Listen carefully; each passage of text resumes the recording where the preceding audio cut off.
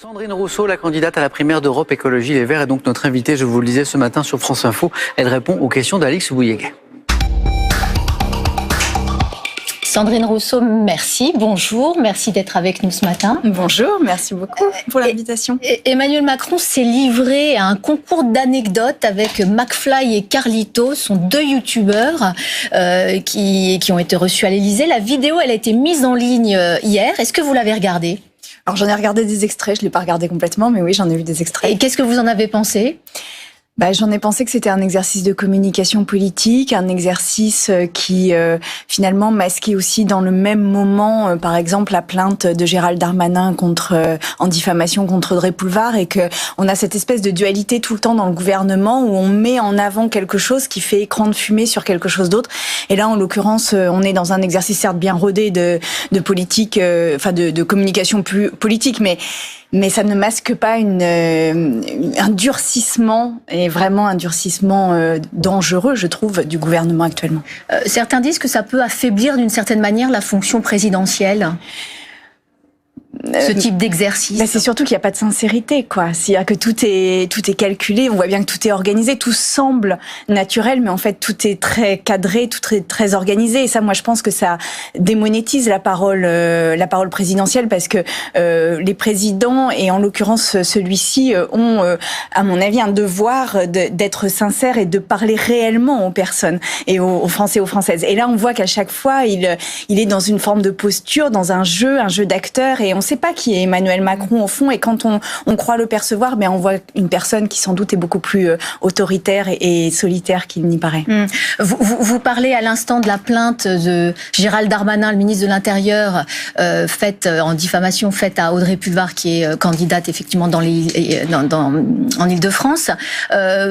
Une plainte parce que elle a trouvé la manifestation des policiers glaçante. Vous êtes choqué? Et elle a trouvé la présence du ministre glaçante.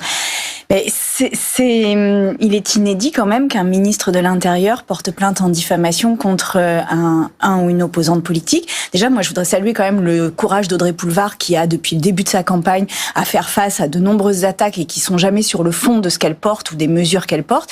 Et puis là, on est clairement dans un abus d'autorité du ministre de l'Intérieur.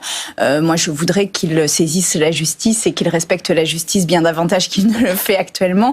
Et là, en l'occurrence, cette menace en diffamation qu'il avait eue contre moi aussi, me semble être des coups de force permanents. Et on a besoin d'autre chose dans notre démocratie aujourd'hui. Vraiment, le moment n'est pas à cette espèce de posture permanente dans l'agressivité. On a au contraire besoin d'apaisement, de retrouver le sens de la démocratie. Cette manifestation des policiers mettait en question le rapport de la police vis-à-vis de la démocratie, parce qu'on a vu un coup de force vis-à-vis de l'Assemblée nationale. Oui, mais par exemple, voilà. Audrey Pulvar, elle dit que c'était une manifestation de policiers qui marchait vers l'Assemblée nationale. En l'occurrence, non, puisque c'était un rassemblement qui se trouvait devant l'Assemblée nationale. Donc, est-ce que, d'une certaine manière, elle n'a pas non plus dramatisé de fait, il y a quand même eu une mise en scène devant l'Assemblée nationale.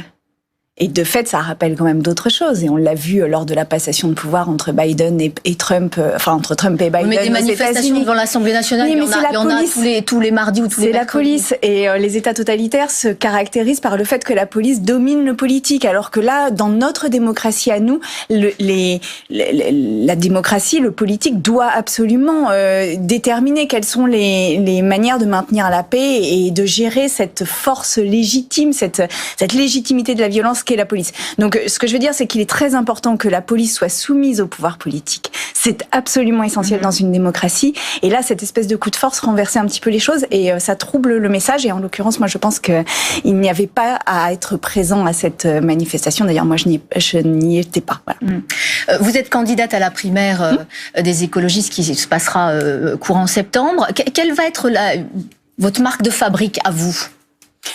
Je suis économiste de l'environnement, et puis je suis en charge les questions écologiques dans mes recherches. Je travaille aussi sur la précarité. Puis à un moment donné, je pense qu'il faut, et probablement que dans les 5 prochaines années, il va nous falloir un courage politique assez fort, constant, calme, et il va nous falloir pacifier la société française parce que je pense qu'après ce mandat d'Emmanuel Macron, on va avoir des fractures qui vont être bien plus importantes qu'au début de son mandat.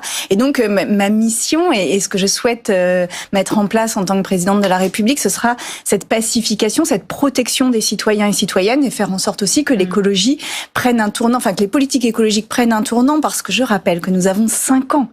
Nous avons 5 ans pour vraiment affronter le défi environnemental, le défi du réchauffement climatique. Donc il va nous falloir du courage, beaucoup de courage. Cet après-midi, il y a une deuxième réunion de la gauche, tout ça sous l'impulsion de Yannick Jadot qui veut essayer, avant lui-même, de rentrer dans un processus interne de primaire, essayer de rassembler tout ça. Vous y serez, vous déjà ? Vous allez y participer ? Oui, j'y serai. Alors c'est pas tout à fait à l'initiative de Yannick Jadot. La première était à l'initiative de Yannick Jadot. Et justement, moi j'avais demandé à ce que les citoyens et la société civile organisée, comme on dit, c'est-à-dire les mouvements citoyens pour le climat, Black Lives Matter, les Gilets jaunes, etc., organisent la seconde réunion des gauches et de l'écologie. Eh bien, c'est ce qui se passe. Et donc, moi, j'irai, bien sûr. Et Éric Piolle, le maire de Grenoble, qui sera probable aussi candidat à la primaire, lui, n'y participera pas. Et il trouve même que c'est une opération de communication. Est-ce que vous partagez son point de vue ? Pas du tout. Moi, je pense que à chaque fois qu'on peut discuter, on doit discuter. Moi, je voudrais un rassemblement qui soit large. Je voudrais un rassemblement aussi avec les citoyens et citoyennes.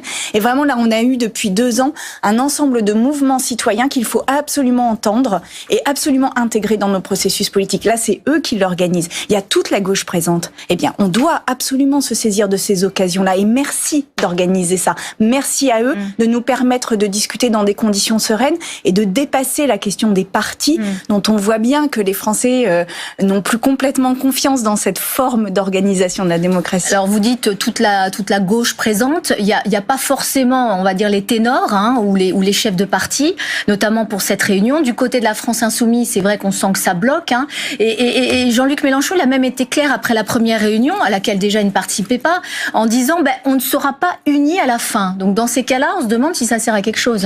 Non mais la fin, c'est la fin. Là, aujourd'hui, nous en sommes là. Et il nous faut travailler sur le fond. Moi, ce que je voudrais savoir à l'issue de cette réunion, c'est est-ce qu'on est capable, ensemble, de tenir si on se dit qu'on doit sortir des pesticides et des engrais en 5 ans, par exemple, face au monde agricole qui, évidemment, sera réticent à cette mesure. Est-ce qu'on est capable de mettre en place un revenu d'existence ? Est-ce qu'on est capable de réformer la santé, de réformer l'éducation ? Est-ce qu'on sera unis dans ces réformes structurelles indispensables en France? C'est ça la question qu'on doit poser aujourd'hui. Et j'espère vraiment qu'on va avoir des réponses.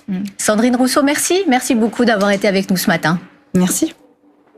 Merci Alix, merci à votre invité.